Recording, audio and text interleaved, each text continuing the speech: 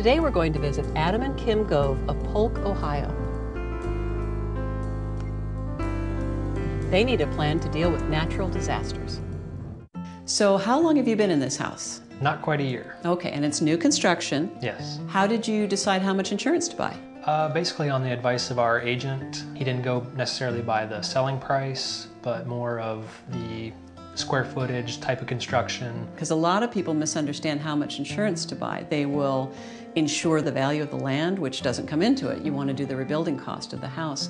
Or they'll just get enough insurance to pay off the mortgage, and again, that might not be enough to build the house back up to code. So having it based on the rebuilding cost is great. So what have you done to prepare for a natural disaster?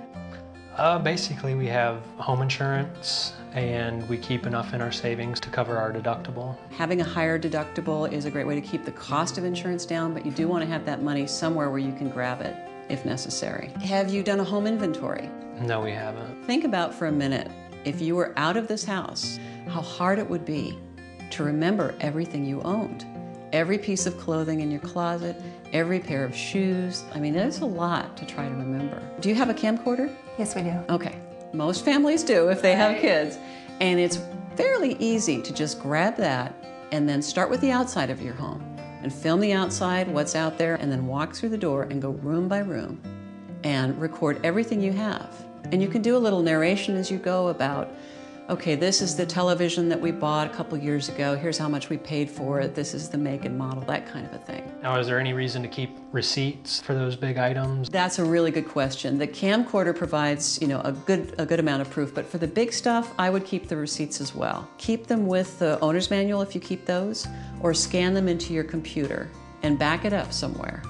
The other thing we need to talk about is the importance of keeping all this documentation off-site. Because if your house burned down, if it were flooded, if a tornado hit it, everything in here could be strewn across the county. So you need to think about where to keep a copy, both of those receipts or the backup, and of your camcorder tape.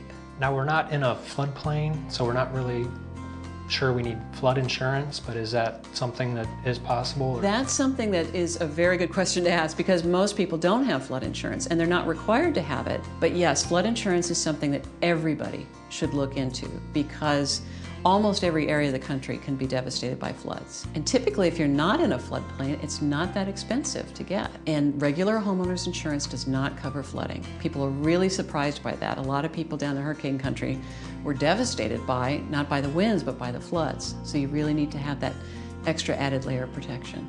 So it's definitely worth looking into.